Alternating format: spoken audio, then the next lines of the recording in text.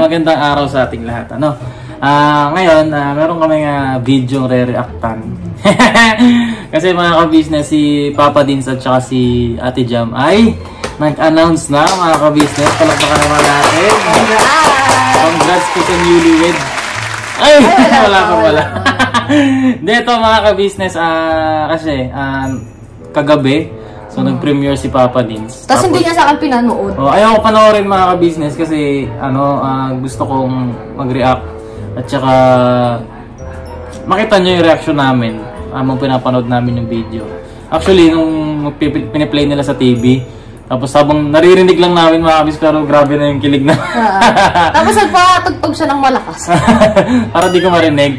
So, ito na mga ka-business, habang nagre-react tayo, tingnan natin yung mga points kung totoo ba at saka base doon sa kwento sa atin. Tapos, meron kaming ichichika sa inyo.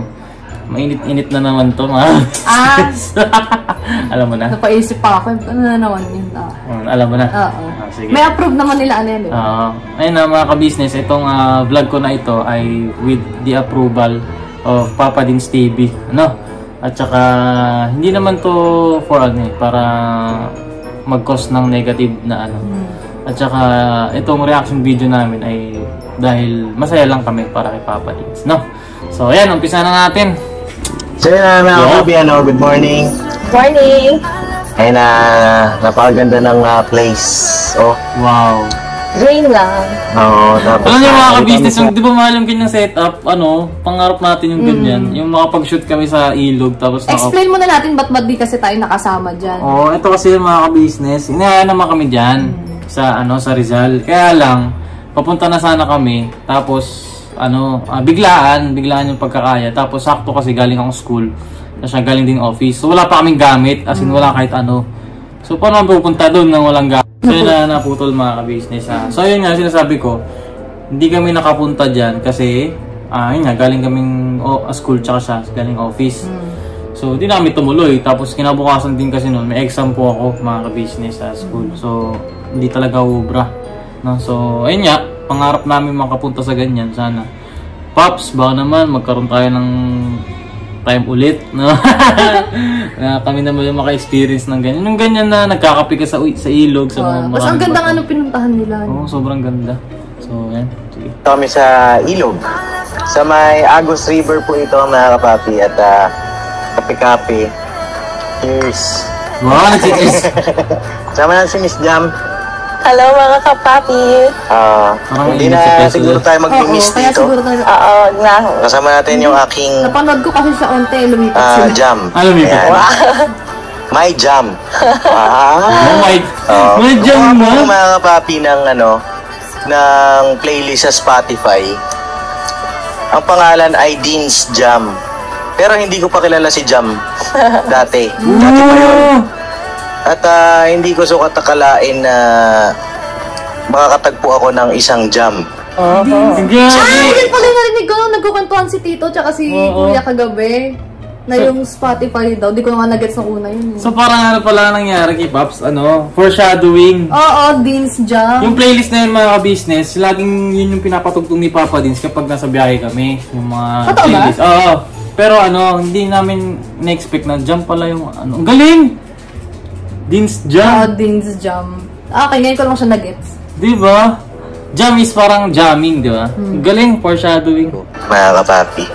At yun yung isa sa mga pinagpapasalamat ko sa Panginoong Diyos.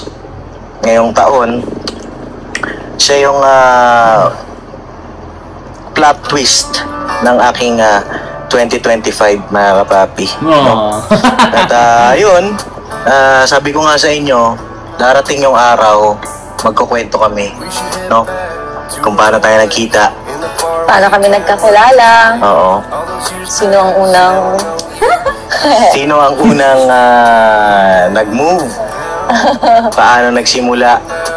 At kung paano kami napunta rito. Yes. At salamat sa inyong lahat, sa mga sumusubaybay. Sumama na ako, dito na ako sa mundo mo. Siya, choice ko naman. Hindi naman maiiwasan yun. Yeah. So ayun, mga kapapi, Wait lang, relate kasi ako sa mga din bashers. yan. Yung sinabi ni Ate Jam na na wala na, andito na ako sa mundo mo. Yung ganon. Kasi dati mga kabiyas, nung bago ako sa kanila, si Mama sinasabihan ako na, syempre nga, yung buhay daw nila is nasa ganyan. Social, tapos sa vlog. Ngayon, dapat daw, huwag daw ako mahihiya. Kasi syempre, parang lifestyle yun na raw yun eh. Advice ni tita. Advice ang ni Mama. Na kung alam mo yun, syempre mahal mo yung ginagawa mo eh. Kailangan makisama rin daw ako. Ganon. Ayun nga, sabi natin dyan, wala na siya magagawa. Andyan na siya eh. Ayun yung buhay ni Kuya, diba? Same lang na ito na yung buhay ni David eh.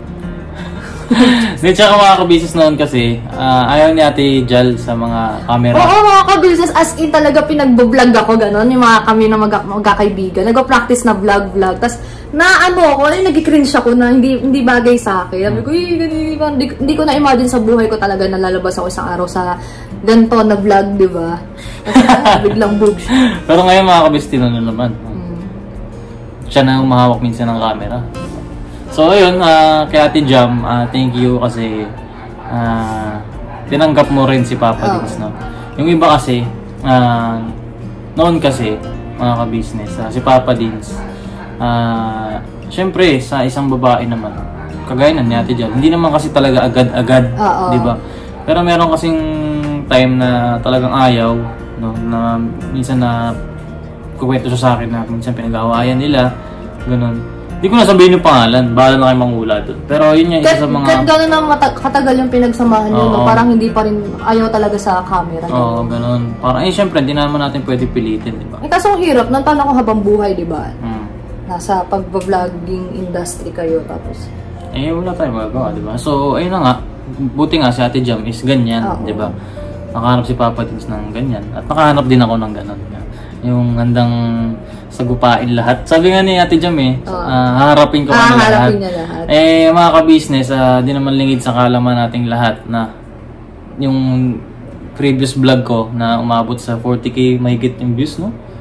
Last year ba? Hindi, ito lang yung kay Ate Jam. Yung lie detector test natin sa kanila.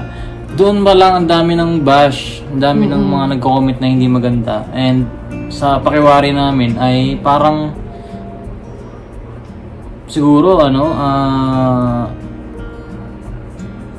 talagang gumawa pa sila ng account para lang mang-bash. I don't know. Kasi may account doon 12 hours ago. So isang araw lang. Ayun, proud ako kay Ate Jam kasi syempre, handa siyang harapin lahat. Kasi bilang isang babae, di ba? Kung ikaw yung asawa, pinag-isa na kayo ng Diyos. Bagaman di pa naman kasal, di ba? Pero syempre naghahanda tayo sa ganun na ano man mangyari, no? Magkasama pa rin kayong dalawa ng asawa mo, no? So tuloy natin. Sige lang. At okay lang kami, no? Hindi naman namin yan tinititigan. No, ang tinititigan namin ni Jam kung ano yung future. Yung una, syempre parang hindi maiiwasang maging apektado ka kasi especially sa akin po kasi bago nga lang sa social media. Marami kasing Feel na feel ko kasi si Ate Jam.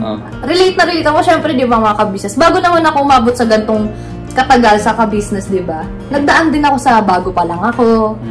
Tapos ayun, ang daming ang nasasabi ng mga subscriber. Kaya yung mga pinagdadaanan ni Ate Jam ngayon, naranasan ko rin yan. Wala, relate lang ako kay Ate Jam. Magbigay ka ng isang parang pinaka nagbigay sa'yo ng heart dati. Yung lang, kasi yung mga subscriber mahilig mangumpara Magkumpara ba ganun? Mahilig sila magkumpara yung iba. Sige, na raw. Ang madalas lang naman kasi kung mabasa dati, yung tagal ng pinagsamahan nyo. Ang daming comment doon na pinagpalit mo raw agad, yung ang tagal ng pinagsamahan nyo, tapos bigla raw ako. Yung mga ganun lang naman. Wala naman todo bash kasi sa akin na nabanggit Ang sinabi lang talaga din doon, hawig ko raw. Yun lang naman. Pero, di ba, buong buwan na yun, ang tagal tagal umabot ng bashing na yun Ikaw ba? Sa akin? Ay, wala. Sa part mo para sa akin?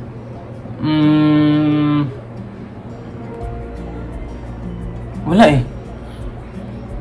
Di ba? Oo, kasi mga ka-business, yun nga, sinabi niya, yung part matagal daw kami, gano'n. Hindi naman nakakapang hinayang para sa akin kasi syempre for the sake of your happiness, ba't mo pang hihinayangan yung, di ba? Siyempre kung hindi na masaya yung kinalalagyan mo ngayon, you have to live, di ba? And minsan naman, kahit na marami ka, kumbaga parang nag-invest ka na, binigay mo na lahat, pero wala pa rin. And hindi na siya worth it, di ba? So kung kayo man, nandun kayo sa sitwasyon na gano'n, minsan din piliin nyo yung sarili nyo. At piliin nyo kung ano yung tinatakbo ng puso nyo, kung ano yung sinasabi ng puso nyo. Kasi, eto minsan natutunan ko rin na kapag kasi dalawang bagay yan eh. Piliin mo kung ano yung takbo ng puso mo, tsaka piliin mo kung ano yung kailangan ngayon sa ngayon, di ba? Baka kailangan mo ngayon na gawin yung isang bagay, pero hindi yun laman ng puso mo. Ngayon, papipiliin ka doon sa dalawang yun. Laman ng puso mo o yung kailangan. So, ang pinili ko, laman ng puso ko. Bakit? Kasi, natatakot ako na baka mamaya, kapag hindi ko pinili yung laman ng puso ko, and habang buhay ko siyang pagsisisihan, na sana pala pinili ko yung ganito, sana pala pinili ko. Kasi, eventually, kapag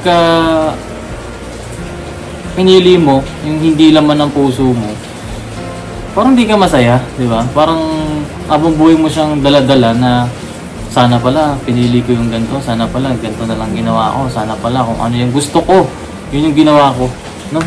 At yun ang hindi ko pagsisisihan kasi syempre ito naman, di ba? Masaya naman tayo ngayon, no? Okay, tuloy natin. Comments talaga, nagko-compare. Yun pala, mga kapapi, iwasan na po natin yung mag-compare. Respect na rin sa past ni Papa Dins. Opo, huwag na kayo mag-compare mga kapapi kasi respeto ba? Siyempre kung kayo naman yung lalagay din sa sapatos namin, ano yung inyong mararamdaman, ano yung inyong maiisip, di ba masakit? Both sides. At siguro napapanahon na rin mga kapapi. No? Kaya nagsimula. Actually mga kapapi, hindi kami magkakilala. Maraming mutual friends. Oo, wala. Although meron tayong mutual friends sa Facebook. Oo. Yung iniisip ko nun mga kapapi, kailan kaya darating? At tuloy-tuloy yung pagpapanata ko, pananalangin ko sa Panginoong Diyos na sana po ay bigay na. No, dumating na yung tao o tamang tao para sa akin. Ngayon na mga ka-business. Relate ako kay Papa Dins. No? Noon kasi, yung sa akin naman, clear muna, di pa tayo magkakilala. Di kami magkakilala. Ito, kwento ko na lang paano kami nagkakilala. So, hindi pa kami magkakilala ni Ate Jal. Pero, nagpapanata na rin ako. Nanalangin ako sa Diyos na sana ibigay na sa akin ng Panginoong Diyos yung hinahanap kong babae. Kasi gusto ko, may mga binigay akong qualities na gusto ko. Ganito, ganyan. Dami. Tapos, ayun din. Panata din ako nun, tapos siguro nga, Wait lang, interrupt lang kita. Baka magtaka naman yung mga subscriber niya na bakit yung gusto mo, yung hinihiling mo ba sa Panginoong Diyos, wala ba nun sa... Wala. Malamang, hilingin ko ba kung nandun na sa kanya? Di ba? Wala naman. So, ayun nga, mga ka-business. Ang point ko is, bibigay talaga ng Diyos yung para sa'yo. Basta naging mabuting tao ka lang. 31 mga kapapi, nag-tour kami. Punta kami ng Ormoc, Leyte. So yun, kasama ang family, kasama si Boss Dave, tsaka si Jal. So sa isip ko noon, paalis pa lang, parang ayoko nga umalis. Kasi nga, wala na naman akong kasama. Wala na naman. Oo, wala na naman. Kasi sa lahat ng tour, mga kapapi, wala talaga akong kasama. Oo, wala talaga as in. Baga, kailan kaya? Oo. Yung bang simula sa bahay. Ayun kasi mga kabisi Papa Dins talaga, wala talagang kasama yan. Kung panonorin niyo yung iba naming mga tour. Bagaman meron siyang someone,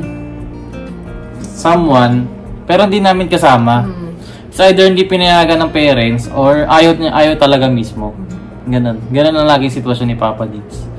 Or may ibang lakad yung pamilya ng someone niya. So, ayun.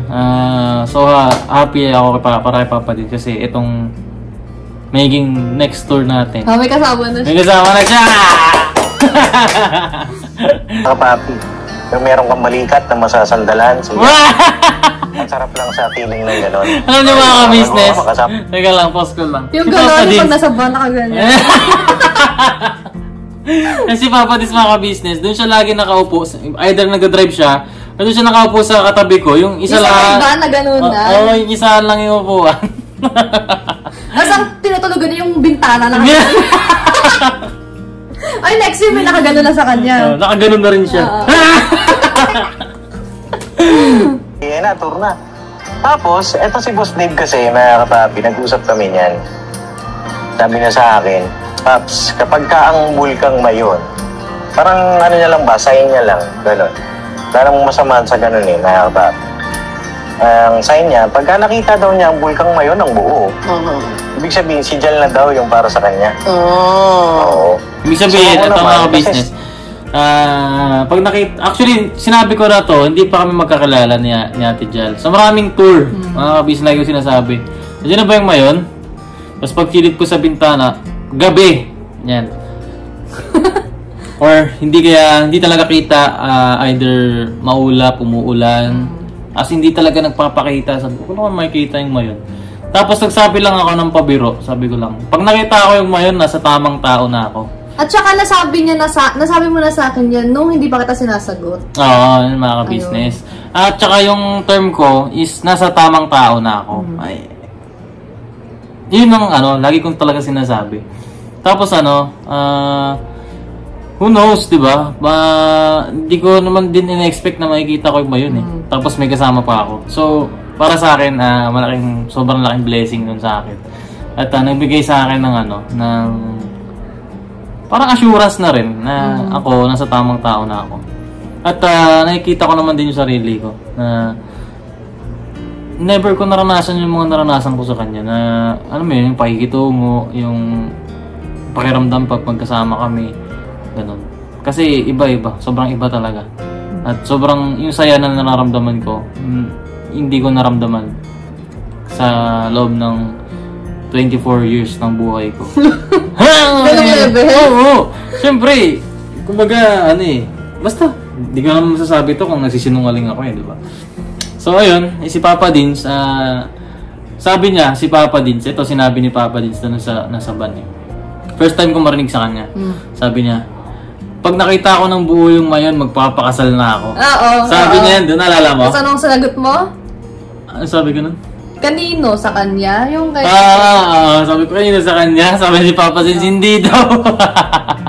So, ayan, sa tagal ng panahon na kapapi na kami bumabiyahe ng South, so, Pabicol, Mindanao, hindi talaga namin nakikita ang bulkang mayon, di ba, May? Oo, never namin nakita. Ang buo. Ang buo. Lagi siyang hati. Lagi o kaya mawala. O kaya maulan. Laging ganon. Kaya ganon siguro ang inanong sign ni Boss Dave. Ilang taon yun, mga kapapi. Kailan tayo nagsimula mag-tour-by? 4 na taon na ata kami nagtutur. Di ba? Paisip din ako, mga kapapi. What if, Daya, sumabay ako sa kanya? Sumabay ako dun sa parang... Hindi ka din ang sign niya. Jadi, biyahe kami. Pagdating sa Maynaga, maaraw, mga kapapi, maaraw. Introvert ka ba just like me, but you would... So, doon mo na matatanong kasi yung bulkang mayon eh. Pagdating namin ng 7-Eleven, yung famous 7-Eleven, which is makikita mo talaga yung mayon doon. Hindi nakikita si mayon. Nagtatago siya. Kaya inasar ko na si Boss Dave. Hindi talaga. Sabi, Boss Dave, paano yan? Wala yung bulkang mayon. Pagdating namin ng Kagsawa, nagpakita siya. Bago pa dumating ng Kagsawa, sa totoo lang mga ka-business, habang nandun pa lang kami putang Kagsawa, kitang-kita na yung mayon. Kita na siya. Ang laki talaga niya. Sobrang, tas nalula ako sa laki niya, tas perfect talaga yung shape niya. Pero may mga ulap-ulap siya, konti lang. Pero kitang-kita na talaga siya. Kasi yung 7-Eleven kasi, ito yung 7-Eleven, tas yung mayon, nasa likod niya. Ito yung 7-Eleven, ito yung mayon. So hindi siya kita dyan. Eh yung way pa namin, pag ganun pa, So naikutan namin ng konti yung Mayon. Tapos nakita talaga siya, parang umikot kami sa ano ng Mayon. Laki talaga, kitang-kita na namin. Singawang kami. Pakita talaga siya. Oo, nasa vlog ko. Papi pa noon. Yung parang nag-propose na si Boss Dave kay Jal. Totoo ba? Nag-post? Hindi, tinamnail ko lang. Alam ko din mo sinama talaga. Oo, may tinamnail ko na yung mga papi para panoorin nyo. Ando na kami sa may Kagsawa. Ako malungkot ako, pinipicturean ko sila Boss Dave. Masaya ako kay Boss Dave para sa kanya. Oo, masaya ako kasi andyan na yung tao para sa kanya. Andyan na yung babaeng nagmamahal sa kanya, magmamahal sa kanya habang buhay. Kahit na hindi pa sila kasal, pero siguro yung mga lesson sa buhay, hinanda mo naman na po ako, sabi ko gano'n. Siguro po sapat na yun. Sabi ko, mama ba po, mapapwedeng maglambing sa'yo. Oo. Ano yung mga kabisa sa totoo lang?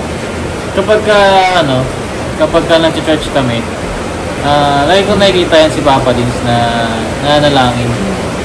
At pakiramdam ko, ito lang, iniisip ko lang, kapag nanalangin siya, alam kong hinihiling niya sa Panginoong Diyos yung babae na may kilala niya para sa kanya.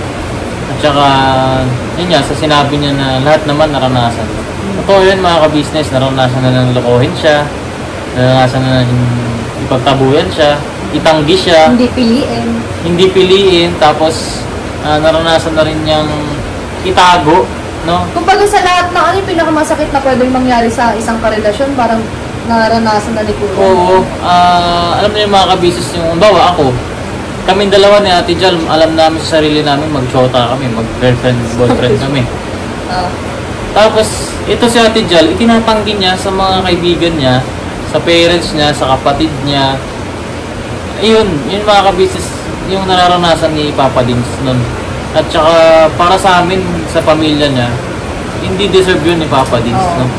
Na mabuting tao siya, pero yun ang trato sa kanya ng mga nakikilala niya.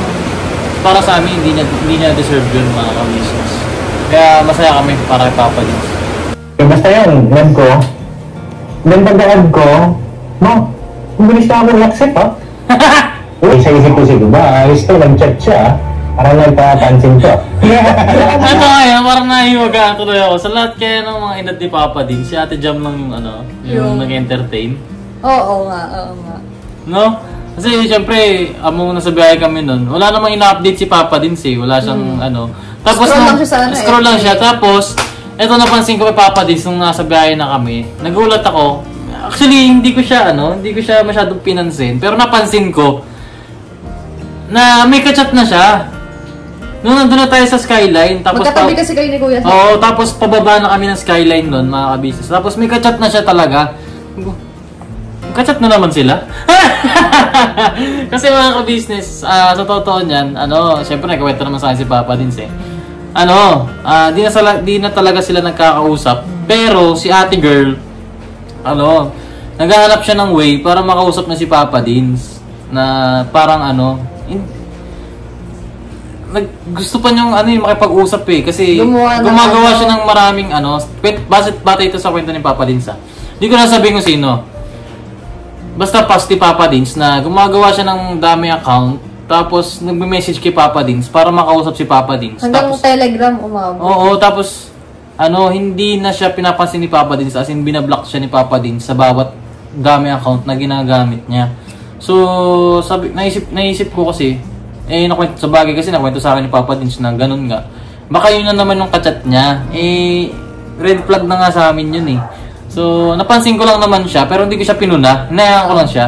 Tapos, yung siguro yun na yung time na nagkakausap na pala sila nung pababa na sa skyline. Yun nga, yung kwento ni Papa Dins, nag-my day siya ng Mayon. Tapos, pag nagsiselfone siya, nakangiti.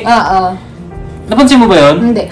Hindi kasi nasa kaliwa ko siya, tapos ako, tapos si Papa Dins nandito. Tapos ako, gitna ka namin ni Kuya. nagsiselfone siya, nakangiti siya, tapos hindi ko lang siya pinansin, hindi ko siya pinuna, hinayaan ko lang siya, pero yun na siguro yun. Papansin mo ba? May gandaan siya sa view, mga kapapi. Ang ganda kasi, like, perfect tone. Gusto ko yung mayon, tapos wala man lang ano. Tapos may moon pa, sige, perfect shot talaga. May moon pa. Parang malapit lang as. Sabi niya, talaga na maganda, online. Tapos siya, taga QC. Hindi naman sobrang malapit, pero malapit-lapit siguro na sa mga 6 kilometers away na Makati. Mas malapit siya kasi mga ka-business, hindi na siya ganun ginagabi na yung uwi niya. Unlike before na... Tsaka kaya niya motor-motor rin kasi nga malapit. Oo. Dati kasi mga ka-business, sinasar ko siya. Sabi ko, nainggit siya sa akin. Sabi niya, buti ka pa daw, malapit lang, ganyan. Kasi yung sa kanya, layo. Taga Visayas pa. Tapos pag hinatin niya, layo ng dadaanan niya, magko-Commonwealth pa siya, layo-layo talaga. So, ayun, tagang ko lang. Ito rin, napansin ko rin sa kanya nung pauwi na. Diba, sa Pili Nuts. Tapos sabi ko kay mama. Ay, hindi kasi ako bumaba nun, natulog ako. Tulog tayo ng parehas. Tapos nagising ako kasi nga tumigil. Tapos, nung bumibili sila ng Pili Nuts, sabi ni mama, bilan daw si Mars, si tita, na ng mga pasalubong ng Pili Nuts, ng prutas. Ano ba mga pasalubong nun? Basta mga kung anong galing Bicol. Madami mga ka-business. Tapos, ito na, gulat ako kay Papa Dins. Nagpabili kay mama. Sabi niya, mabili mo rin ako. Sabi niya ganun. Kasi isip-isip ko nun, sino pa sasalubungan niya ito? Sabi ni tita, walang sinabi si tita? Sabi niya, para kanino yan? Sabi ni mama. Tapos hindi nagsasalita si Papa Dins, tumatawa lang siya. Sabi niya, basta bibili daw siya, ganyan. Tapos nung nakauwi na kami, yung Pili Nuts, mga kabis, nandun sa lamesa niya sa computer. Tapos, inasar ko siya, sabi ko, para kanino yan, boy? Gumagano'n ako. Tapos, wala, hindi niya sinasabi talaga, as in, wala talaga siyang sinasabi. Tapos, pagtapos nun, umalis siya. Siguro nakita sila nun Yung nadala niya yung Pili Nuts nun Umalis siya nun, mga kabis, yung pag-uwi namin, umalis siya kaagad. Kinabukasan natin or same day, di ko na maalala. Gabi. O parang ganon, basta nung pag-uwi namin, umalis siya agad. Tapos siguro yun na yung nakita silang dalawa. Hindi 6 pa lang, nasa isang laro. Ito si Papa Dins. Ang aga ni Papa Dins sa'yo doon. Siyempre, ayaw Oo, syempre, pag-antayin. Pero ito, pansin ko yan kay Papa Dins, laging late yan. Oo, laging late yan. Kahit sa kami pumunta, kahit alis kami ng bahay, siya yung laging nahuhuli. Laging Papa Dins, na, ang tagal niya maggayak, ang tagal niya, basta bagal niya kumilos. Late talaga yan siya, mga ka-business. Pero ito, 7 ang usapan, 6 pa lang, nasa SM na. Tapos pagpasok ko ng day ko, gusta. Sabi niya sa akin, pagaling mo? Hindi mga ka-business, yung sa amin naman, ni Ate Jal, nagkita naman kami sa Robinson's Galleria. Yung sa amin, isingit na lang din namin. First meet namin ni Ate Jal ay sa Robinson's Galleria. Magka-chat tayo nun magka-chat kami, tapos nasa school ako nun. Tapos sabi ko, saan ba siya nag-work? Tapos sabi ko, sunduin kita. Ayoko pa nga sana sabihin nung una. Kasi may may pakiramdam ako na baka puntahan niya ako. Ayoko, kinakabahan ako. Kasi if ever, first time kong maririnig yung boses niya, first time ko siyang makikita sa personal, ayoko nung gano'n, natakot ako gano'n. Okay. Yun nga mga kabisnes, nakita kami sa Robinson's Galleria. Ang out niya ay 5:30. So 4 pa lang, nandun na ako. Hindi yun 4. 4 yun, 4 magka-5, gano'n. Tapos, hanapin ko yung Robinson's Galleria. Sabi ko, saan ba yun? Sabi niya, nakita ko sa Google Maps, EDSA. Sabi ko, Ortigas. First time ko makakapunta dito, mga ka-business. Tapos nakakotse ako nun. Tapos kinakabahan ako nun kasi hindi naman ako dumadaan talaga ng EDSA Tapos as in susundan ko lang talaga yung yung Google Maps. Tapos edi biyaya ko ganyan. Tapos ang hindi ko alam kung ano yung Cubao Ibabaw at Cubao Ilalim. Tapos ang dinaanan ko puro service road pala. Tapos sa service road kasi makabis, andun yung mga stoplight Tapos yung Cubao Ilalim, yun yung dire-diretso. Paglabas mo, nasa Santolan ka na. Tapos hindi lahat ng dinaanan ko, lahat service road. Kasi ayaw kong magkamali sa EDSA Nakakalito kasi mga ka-business. Dating na Ortigas. Tapos sinundan ko yung likuan sa Google Maps. Hindi pala dun yun. Tapos nagtanong ako sa isang guard. Sabi ko, Sir, Saan po ba dito yung yung building na may malaking R? Ay, talaga gano'n mo ba? Oo. Kasi nagtatanong siya sa akin nun mga kabis, anong building daw? Tapos sabi ko, basta yung building na may malaking R na color blue. Tapos, tinanong ko. Tapos, hindi. Ang tinanong ko pala nun, RCBC, ano yun? Yung company. Bankcard? RCBC Bankcard? Hindi. RCBC Corporation, something ganon. Huh? Basta yung pinapatanong mo sa akin, tanong mo na lang, sabi niya, saan yung... Robinson's Galleria, pinapatanong ko sa guard. Tapos diretso na ako, ganyan, sinunta ko yung pasok ako sa isang basement parking sa di ko alam kung anong building yun, kung tama ba yun. Tapos pasok ako doon.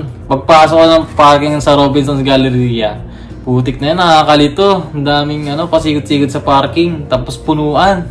Ganyan. Tapos nakapag-park na ako. Tapos pasok ako sa mall. Ganyan. Bago ako pumasok sa mall, tumambay muna ako sa loob ng kotse. Ganyan, naayos ako sa sarili. Ganyan. Kasi naka-uniform pa ako. Doon ako nahihiya nun kasi naka-uniform pa ako. Tapos, excuse po. Naka-uniform ako. Tapos, yun nga, nahihiya akong makita niya ako na naka-uniform. Wala na eh. Doon na ako. Sabi nga ni Kuya, it is what it is nga eh. Tapos 5:30 na. Pasok ako loob ng Robinson's Galleria. Saan ako pupunta? Sabi niya sa Manila Chon. Sa food court ng Robinson's Galleria. Tapos Manila Chon daw kami magkikita. Tapos food court yun ng Robinson's Galleria. Kasi doon kayo kumakain kapag lunch, diba? So yun yung alam mo dun sa yun lang yung alam ko kasi hindi naman kami lumalayo eh. Pasok ako doon sa loob ng Robinson's Galleria, food court, no? Tapos, ang lawak pala ng food court doon, ang daming kainan. Tapos sabi ko, saan yung Manila Chon dito? Lakad ako. Tapos tinanong ko doon sa guard, saan po ba yung Manila Chon? Dyan sir, kaliwa po kayo dyan. Nandun ako sa kabilang dulo. Balik ako ngayon. Balik na ako. Tapos, pagbalik ko, wala pa siya. Punta muna ako ng Blade. Kasi mga ka-business, gusto kong mabango yung kotse pagka pasok niya. Mabango naman yung kotse, pero syempre, ayoko mataturn up siya sa kotse. Bibili ako ng pabango ng sa Blade, yung color blue yun eh. Yung marine squash na Air Spencer, bango nun. Tapos nilagay ko sa kotse. Tapos, hindi ko pa nilagay sa kotse. Naka-paper bag yun Sabi niya, labasan na niya. Tapos, sabi niya, saan ka? Ganyan. Tapos, bumalik ako doon sa Manila Chon, banda. Tapos, naantay ko siya, ganyan. First time ko maririnig yung boses niya, ganun. Tapos, kinakabahan ako. Ewan ko, basta alam niyo naman yung ganun feeling siguro, mga business yung kabado ako sa part ko pa nun. Sige, paano ba yung POV mo? Hindi, yun lang naman mga kabisnes. Kasi syempre, may first time may magsusundo sa akin sa work eh. Ay, talaga ba? Oo, first time. Kasi sobrang kaba ko nun. Kasi hindi ko pa naman siya nga kilala totally. Kahit magka-church kami, hindi naman kasi kami nagkakausap. As in, wala talaga first time namin yung araw na yun. Hindi ko ugali magpulbo eh. Hindi talaga, ayoko na may pinapakita ko sa mukha ko. Nung uwian, sabi ko, shit, ang oily ng mukha. Okay. Ang oily ng mukha ko, sabi ko, ang pangit ko. Ako kasi mga kabisnes, kapag uwian na, wala akong pake. Sige, okay na, uwi na, itsura ko pa.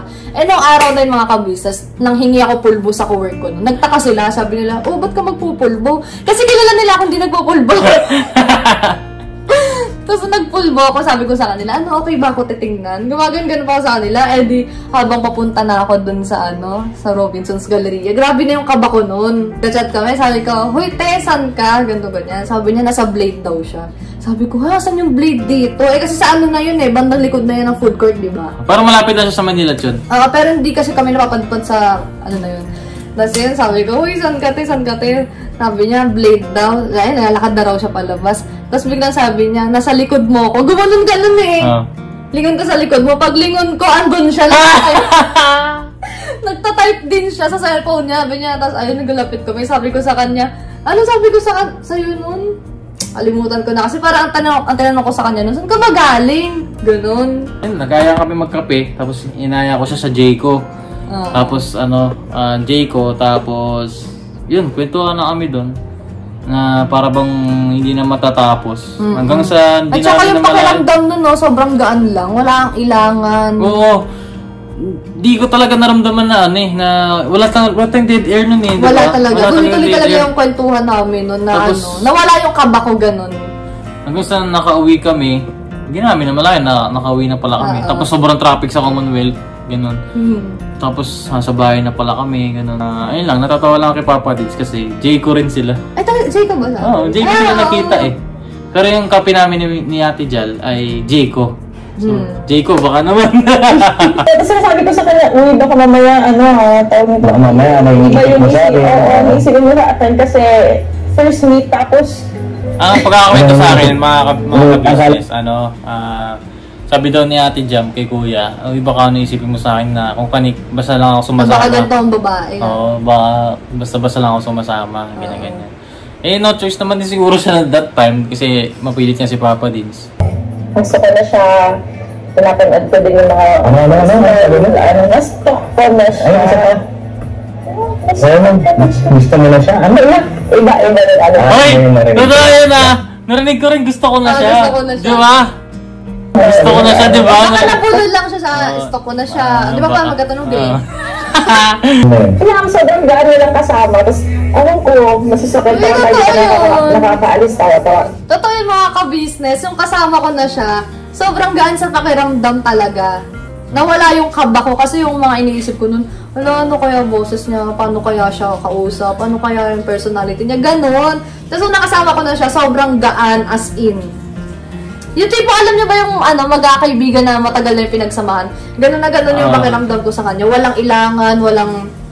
Basta puro lang din kami tawanan nun, that time. Tapos, masaya lang, ganon, magaan. Tapos, parang, yun nga, sabi namin sa isa't isa, parang ang tagal na natin magkakita. Oo, totoo yung mga ka-business. Kaya relate na relate ako kay Ate John. Nung nagkakwento pa lang sila nung nag-swimming tayo. Di ba? Parehas na parehas. Hindi man sa parehas na sobra, pero yung kung ano yung na-experience nila, ganun din sa amin ni Ate John. Hindi na tayo pabata at ready to settle down na rin ako. Sabi kong gano'n. Ayun nga, na mga ka-business na nakakatawa kasi nakaharap si Papa Dins nung kamatch niya na ready to settle na, mga ka-business. Kasi sa ako lang magkasabi nito sa inyo. Ayan. Ano lang naman, lagi kasi nagraransahan si Papa Dins na hindi, yung mga nakikilala niya, parang hindi pa ready. Laging ganun ng laging ganun ng senaryo na takot sa ganito, takot sa ganyan, hindi sila nagkakasundo sa pangarap sa buhay or goals, magkaiba. And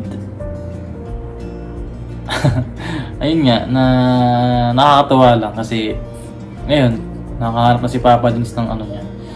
Ng kamatch niya. Pati sa goals, gusto sa buhay. Yung yung tipong pag sinabing, ay gusto ko nang magpakasal, ganun. Kasi naalala mo yung nagkwento sa akin si Papa Dins na si daw, yung ayaw pa magpakasal, diba? Hindi pa ready. Alala mo na. Tapos, yung nagkwento yung birthday ni Papa, yung nandun tayo sa isang kwarto, tapos kasama si, nun, diba? Na ayaw daw niya magkaroon ng anak. Hindi niya rin nakikita yung sarili niya. Magiging mother, mommy, gano'n. So, doon pa lang kasi, hindi na talaga sila match. And nakikita ko talaga na hindi ito para sa isa't isa. Kasi syempre, may iba kasing mga lalaki na gusto talaga nila magkaroon ng anak. Oo. At saka kung kaya naman ng babae na mag-produce ng anak. Hindi, syempre, di ba? Hindi ba sumagi sa isip mo na magkaroon ka ng isang pangarap na bubuo ng isang maganda at maayos na pamilya, di ba? Lalo na't may mga itsura naman kayong dalawa. Ang ganda ng combination ninyo. Tapos, ano bang naiisip mo? Diba? What if, magkaroon ako ng anak, ano kaya magiging itsura? Pero baka may mga ganong tao lang kasi talaga na hindi talaga nakikita yung sarili. Kaya maging magulang sa amin. Either influence ng kasi sa natural na kalagayan ng isang babae at saka lalaki, magkakaanak talaga yan. Yun ang naturalidad ng ng isang tao . Pero sa ngayon kasi sa mundo natin ngayon, nagkakaroon na kasi ng choice yung mga tao na kung gusto nila magkaroon ng anak o hindi, which is understandable naman. Dahil bakit ka yung iba, ang reasonings nila ay parang hirap mag-raise ng isang tao sa mundo ngayon na sobrang hirap na, 'di ba? Yun yung parang nagiging fear nila na baka hindi kayanin or baka mahirap, hassle, ganyan. Baka hindi mo ma-enjoy yung pagkadalaga mo, yung pagiging isang babae at lalaki nyo, di ba? So yun yung ibang mga reason nila at reasonable naman. At saka understandable naman yung mga ganong reason. Hindi natin yun kinakancel, ano? Pero syempre, bilang isang si Papa Diggs, pangarap niya kasi magkaroon ng pamilya, di ba? So kung hindi sila nagkakasundo nung someone niya, malabo pa yan sa sabaw ng pusit, di ba? So, ayun nga, mga ka-business, yun siguro yung, nakita ni Papa Diggs kay Ate Jam na magkasundo sila sa ganung bagay, no? Tapos, pumunta kami ng Rizal ulit. At doon ako nagpaalam sa kanya na maliligaw ko sa kanya. Wait lang, di ba nagpaalam daw si Kuya na maliligaw kay Ate Jam? Ikaw kasi, wala ka namang official na sinabi sa akin na manliligaw ka, di ba? Dumating lang kami sa point, mga kabisnes, sa tinanong ko siya, ano ba talaga tayo? Alam mo yun? Tinanong ko siya. Kasi nagkakausap kami, tapos parang palagay kami talaga ng loob. Oo, parang talaga eh. Alam mo, label na lang talaga kulang, mga kabisnes. Tapos naguguluhan na ako doon, sabi ko, ano ba talaga tayo? Baka si mamaya, trip na lang pala kausapin ako, tapos wala lang pala. Kaibigan lang pala. Ayun. Hindi siya officially nagpaalam or nagsabi na manliligaw. Naramdaman ko na lang na may something may something na. And wala naman naman kitang masama doon. Siya yung nagtanong sa akin, mga ka-business, na ano ba talaga tayo? Tapos, nakalimutan ko na yung sinabi ko nun. Basta ang sabi ko, nagugustuhan ko na siya. Oo. Ikaw ba? Tapos, ganun din siya. Pero hindi ko pa rin siya sinasagot. Wala pa. Na perfect timing. Tapos pero after namin mag-usap ng ganun, na umano ba talaga kami, sabi ko sa kanya, syempre kailangan natin ng date or kailan mo ba ako sasagutin, ganyan. Tapos hindi niya sinasabi sa akin, syempre. Hanggang sa eventually, gulat na lang ako. August 18, kumain kami ng almusal, McDo. Tapos, sabi niya sa akin nun, ano yun? Share ko na lang kaya yung video. Magandaan na lang. Then sabi niya sa akin nun, kasi kukunin niya yung na kasi nun, mga ka-business. July 18, sabi niya. Kukunin niya yung tama, July. Hindi, tama, July 18, Sunday po yun ata. Hindi.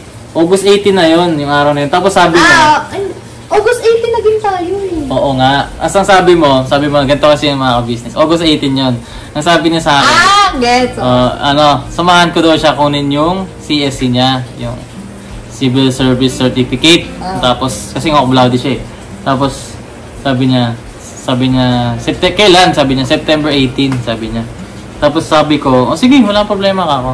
Tapos sabi niya, okay lang ba yun? Kahit galing ka sa school noon, tapos sa gabi na lang tayo magkita, ganyan. Tapos, sa gabi na lang tayo magkita, tapos doon na lang din natin celebrate yung first monthsary natin. Tapos na-stumble ako noon. Tapos, ha? Tapos akala niya, mga kabis, pinaprank ko siya. Kasi minsan minsan sinasabi niya sa akin na parang niloloko-loko niya ako na sagutin na daw niya ako, ganyan. Pero hindi pa naman. Nag-joke siya, ganun. Kaya nasanay ako na ganun, na hindi ko alam na seryoso na pala siya na nung araw na yun, sinasagot na niya ako. Pinanood yun kila Papa at kay Mami, yung video na yun. Ako lang ba niligaw? Marami. At sinabi ko naman sa kanya, oo, ikaw lang mag-iisa.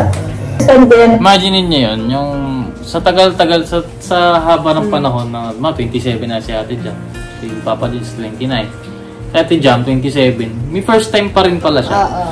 Parang sa atin, di ba? First time ko to, first time ko yan, ganyan. Ano first time mo sa akin? Hindi, ang first time na sa akin siguro, mga kabisas, yung may formal na pinakilala na pinakilala ko ng formal sa mga magulang na masaya at buong pamilya. Tapos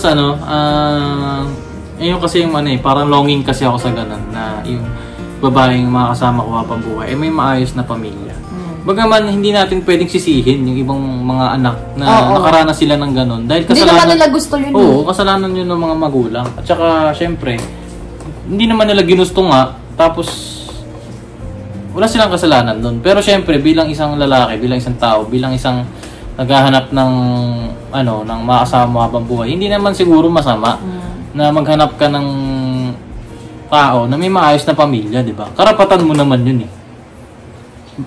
Yun yung para sa akin, no, mga ka-business. Huwag niyo po sana ipagkakamali na may masamang ako sa mga broken fam. Hindi po, mga ka-business. Yan ay misfortune or unfortunately, ganun yung naging buhay nila. Pero hindi naman ibig sabihin ay masamang tao sila, no, mga ka-business. Okay, mga papi kami po ni Jam ay kami na po.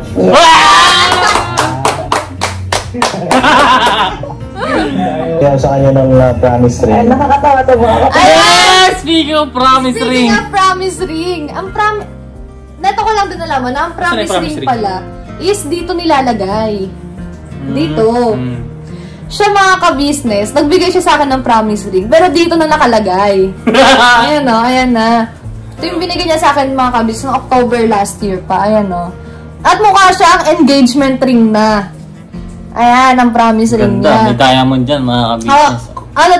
Napagkakamalan nga to ng mga ka-work ko, mga ka-business. Yung mga senior doon na engaged na raw ba ako. Sabi ko, hindi pa po, sir. Tapos ayaw nila maniwala kasi hindi raw. Kasi kumikinang daw talaga. Kasi ang normal na promise ring kasi, mga ka-business. Ano siya? Not siya na hindi pa nakabuhol. Kumbaga, parang pag kinasal kayo, saka lang mabubuhol yung knot na yun. Yung parang buhol. Ako kasi parang parang typical. Gusto ko kasi special eh. Tapos dito niya na pinalagay mga ka-business para protection daw sa work. Dami kasi nagkakagusto dito mga ka-business eh. Para kunyari engagement. Ayan, pakita ko nga sa pera mga saglit. Ay, ikaw magtanggal. Ito yung promise ring ko sa kanya, mga ka-business. Ayan. Di ba nag-focus eh. Basta ayan, diamond siya. Picturean ko na lang to. Kumikinang po kasi talaga mga ka-business. Diamond talaga to mga ka-business. Bigay ko sa kanya. At, ayun.